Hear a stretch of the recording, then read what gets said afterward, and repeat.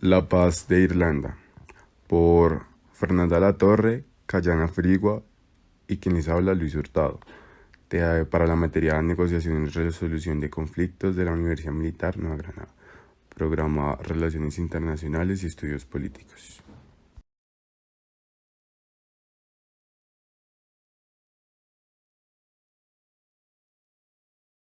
Geográficamente, Irlanda del Norte se encuentra ubicada en el noreste de la isla de Irlanda.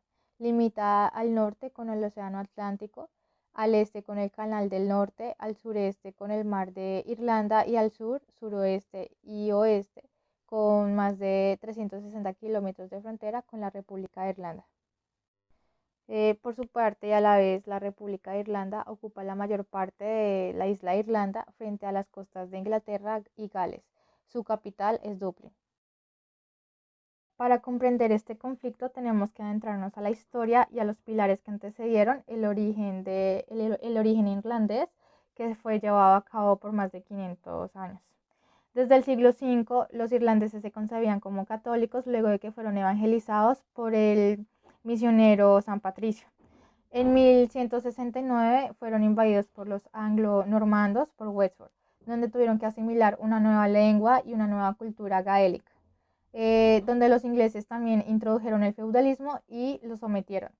También tuvieron que adaptarse a una nueva forma de gobierno cuando Enrique VIII introdujo un representante de la corona en Dublín y estableció el anglicanismo en la Iglesia de Irlanda con la Reforma. En 1536, Enrique VIII, rey de Inglaterra, se convierte al protestantismo, queriendo influenciar a su vez a todos sus alrededores. Escocia le sigue, pero Irlanda no. En 1600, los protestantes fueron enviados a colonizar el norte de Irlanda. Desde entonces se han enfrentado en repetidas ocasiones. En 1690, el inglés protestante Oliverio Cromwell derrota a los irlandeses y confisca todas sus tierras.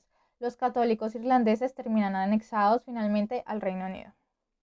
Solo hasta 1829, con Daniel O'Connell, Irlanda logró no ser discriminada por Inglaterra y tener presencia política real en el Parlamento Unido. Entre 1845 y 1849, Irlanda padece una gran hambruna donde mueren de hambre más de 2 millones de irlandeses. Parte de la culpa fue otorgada a la Iglesia y también a la corona, que prácticamente no hizo nada. Esta gran hambruna también genera una diáspora de irlandeses hacia Estados Unidos, Escocia, Canadá y Australia. Ya en 1900 surgen las milicias llamadas voluntarios Ulsters, quienes son los protestantes, y los voluntarios de Irlanda, quienes son los católicos. En 1912 y 1918, en medio de la Primera Guerra Mundial, Irlanda intenta que Inglaterra apruebe su autonomía. Entre 1919 y 1921 sucede la Guerra de Independencia Irlandesa, donde en 1920 se firmó la ley del gobierno de Irlanda que dividía la isla en Irlanda del Norte e Irlanda del Sur. Esta división se conformó en el Tratado Anglo-Irlandés de 1921, en el que además se creaba un Estado libre irlandés, el cual alcanzaría su soberanía hasta 1949 con la proclamación de la República de Irlanda. Pero luego de esto nace el IRA, Ejército Republicano Irlandés. Pero pues en realidad hay varios IRA. Este IRA moderno nace en 1969 y se proclama hereditario del primer IRA de 1919. Este movimiento buscaba una Irlanda autónoma y unida, incluida con la Irlanda del Norte. Inglaterra envía tropas a Irlanda del Norte en 1969, donde hay una sucesión de atentados y enfrentamientos. Después de esto se llevó a cabo el Domingo Sangriento de 1972. 15.000 manifestantes protestan por los derechos civiles contra el encarcelamiento sin juicio a los sospechosos de pertenecer al IRA. Luego de escamurosas enfrentaciones entre manifestantes y soldados ingleses, estos abren fuego donde más de 13 manifestantes mueren y 33 quedan heridos aproximadamente. Y comienza una espiral de atentados de IRA en 1979, donde asesinan al embajador de Holanda, el portavoz del Partido Conservador en Irlanda del Norte y el primo de la reina Isabel, Lord Mountavon. En 1984, el IRA a su vez mata a 5 personas en conferencia del Partido Conservador británico. Los actores del conflicto, los actores estatales con poder de decisión fueron los gobiernos de Londres y Dublín, y los actores internacionales fue como Naciones Unidas y la Unión Europea. Estos solo intervinieron con acciones de buena voluntad y con llamados a respetar los derechos humanos de la población civil. Estados Unidos era como una condición de receptor de gran población inmigrante de Irlanda, en ocasiones como mediador. Después de varias negociaciones con los actores, se concluyó que había que erradicar la violencia como arma política, lo cual condujo a una tregua en 1994. Bueno, los actores del conflicto, las funciones, fue George Michel, el ex senador estadounidense, fue designado por el presidente estadounidense Bill Clinton para que hiciera negociaciones. Esto sucedió en 1996. Y pues alcanzó el acuerdo de paz el Viernes Santo de 1998. David Trimble, este fue del Partido Protestante, lo nombraron presidente en 1990, y en 1998 fue designado como el primer ministro regional de Irlanda del Norte para liderar el gobierno. Gerry Adams, en los años 60, unió al grupo armado del ejército republicano irlandés y pocos años después participó en Londres en negociaciones secretas con el gobierno británico acerca de una solución para lograr la paz. Bueno, la violencia que se identificó fue la violencia estructural, que empezó a abarcar la pobreza, la represión y la desigualdad. Esto impide que los seres humanos puedan desarrollar mejor sus potencialidades. Y la violencia cultural, pues esta es que se justifica en la limitación del ejercicio de los derechos básicos de la población, y que pues impide que la población como que pueda desarrollarse, en la religión. La violencia colectiva, este tipo de violencia es realizada por personas que se identifican a sí mismas como miembros de un grupo determinado y selecto frente a otros grupos o conjuntos de individuos con el propósito de lograr objetivos políticos, económicos, culturales o sociales. Y la violencia física, pues es la forma más visible de violencia, pues teniendo a amenazar o coaccionar, herir o matar a otras personas.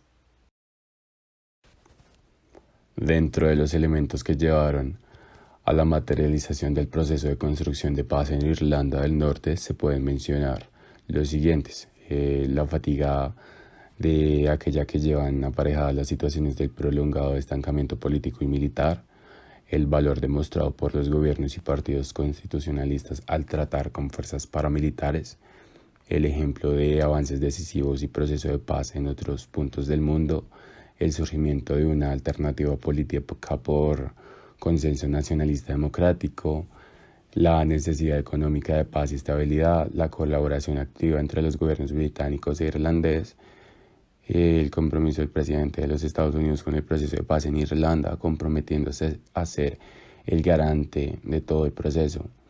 Sin embargo, es necesario señalar que el papel más relevante dentro del proceso de paz irlandés fue el clamor del pueblo.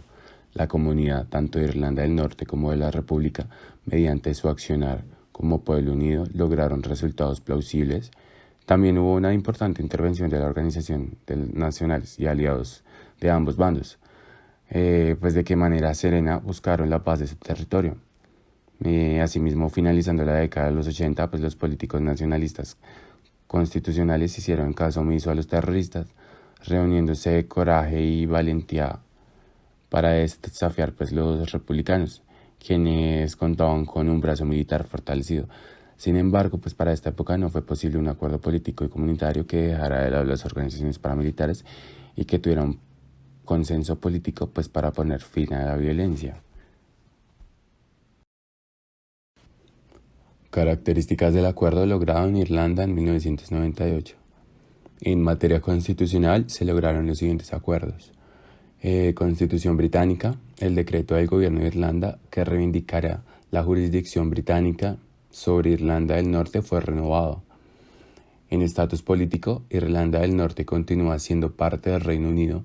En el futuro se podrá crear una Irlanda unida, pero únicamente con el asentamiento de la población, tanto del norte como del sur, sometida al consentimiento de la mayoría de la población de Irlanda del Norte. En Constitución irlandesa, será reformada retirándose a la reivindicación territorial de la República sobre Irlanda del Norte, ofreciendo el reconocimiento oficial de que Irlanda del Norte es legítimamente parte del Reino Unido. En ciudadanía, ambos gobiernos aceptan el derecho de los ciudadanos de Irlanda del Norte de declararse bien irlandeses o bien británicos. Se proporcionará una doble ciudadanía a quien lo solicite. Puesta en práctica de revisión. El acuerdo será sometido a votación popular en Irlanda del Norte y simultáneamente se celebrará un referéndum en la República de Irlanda sobre las enmiendas a la Constitución. Los dos gobiernos firmarán un nuevo acuerdo británico-irlandés que sustituirá el acuerdo anglo-62 irlandés de 1985. En caso de surgir dificultades, los dos gobiernos pueden revisar el acuerdo con una consulta de la Asamblea. Instituciones democráticas de Irlanda del Norte. Frente a este tema se llegaron a los siguientes acuerdos: a una asamblea legislativa, la cual se elegirá mediante representación proporcional de 18 circunscripciones, una asamblea de 108 miembros que dispondrá de poderes legislativos para gobernar en Irlanda del Norte, un ejecutivo multipartidista, el cual elegirá al ministro principal y al viceministro principal. Los ministros serán nombrados en función de representatividad partidista en la Asamblea, con responsabilidad en áreas de competencia devueltas como sanidad, educación y servicios sociales, etc. El comité de la Asamblea, los ministros son respaldados y fiscalizados por comités multipartidistas y en un foro ciudadano, el cual es formado por representantes de la sociedad civil, será consultado en materias sociales, económicas y culturales. El Consejo Ministerial del Norte, con una secretaría conjunta con el funcionario civil. Este consejo se establece para desarrollar la cooperación entre los estados. El consejo estará formado por el ministro principal y el viceministro principal de la Asamblea de Irlanda del Norte, 2 ministros del gobierno irlandés, así como otros ministros que se hagan al caso. Además de las sesiones plenarias de los 63 organismos ejecutivos, se reunirán a menudo con la participación de ministros permanentes. Instituciones británico-irlandesas. Este consejo consistirá en representantes de los gobiernos británico e irlandés, de las constituciones de competencia devueltas de Irlanda del Norte, Escocia y Gales. Las islas del canal intercambiarán información, debatirán, consultarán e intentarán alcanzar acuerdos sobre cooperación en áreas de enlace de transporte, agricultura, medio ambiente, cultura, sanidad y educación, así como en orientaciones de materia de la Unión Europea. Protección a las minorías. Con el fin de garantizar los derechos de las minorías, se llegó también al siguiente acuerdo: la Carta de los Derechos, la cual la Convención Europea sobre Derechos Humanos está incorporada a la legislación de Irlanda del Norte con una nueva Carta de Derechos que lo sustente. La Comisión de los Derechos Humanos establecerá comisiones de derechos humanos por separado en Irlanda del Norte y en la República de Irlanda. Aun dado esto, existirá un comité de conjunto norte-sur de derechos que actuará de enlace en los dos primeros. El consentimiento paralelo, el cual las decisiones que exijan respaldo intercomunitario necesitarán una mayoría de quienes voten en la Asamblea, así constituyendo la mayoría de los delegados unionistas y nacionalistas. Comisión de Igualdad. Esta comisión reemplazará a la Comisión de Empleo Equitativo a la Igualdad de Oportunidades, Igualdad Racial, entre otras minorías.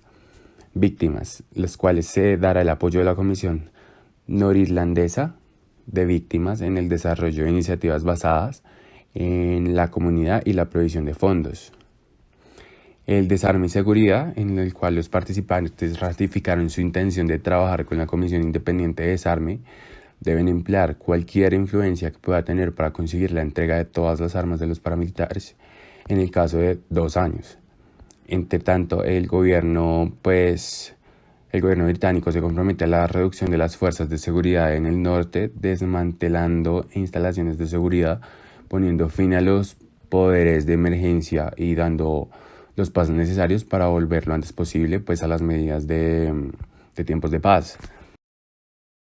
En cuanto a las acciones de paz, fueron muchos los factores que permitieron que el proceso de paz de Irlanda se hiciera posible.